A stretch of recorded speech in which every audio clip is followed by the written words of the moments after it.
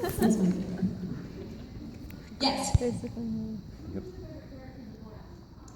My favorite character to voice. I have a lot of favorites. Chopper is definitely one of my favorites. I have favorites for different reasons. Chopper is one of my favorites because he's like the cutest voice that I've ever, or cutest character I've ever gotten to voice. And the most sentimental character to me is Natsuki in Summer Wars, because how many of you guys have seen Summer Wars? If you haven't, you should totally see it. That's a lot. So good. It's so awesome. Good. And for those of you who don't know, it's like a really strong relationship between her and her grandmother. And I was raised by my mom and my grandmother, and my grandmother had passed away a few years before that, and so I dedicated my performance to her. I also love Maho and Beck because she was one of the first leads that I ever got, and getting to sing as well was awesome.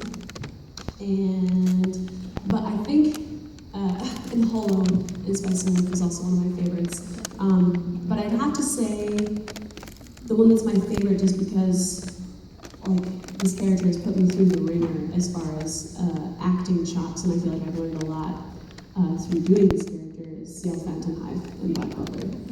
The amount of stuff that he has to go through is so intense, and just I've just never had the luxury of getting to play a character so layered.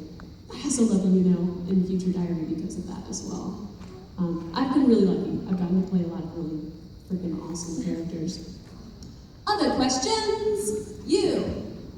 Okay. Is there any character that you wish to go back and voice now? Say that again. Is there any character you wish that you could go back and try and voice them again? Is there any character I'd want to go back and voice again now that I'm more experienced, essentially? Yeah, I mean, the thing is, like, when you're an actor, and especially with my philosophy of acting is that I'm always learning and I'm always trying to get better. I'm always trying to level up. So I'm always looking back at performances and thinking ways I could have done them better.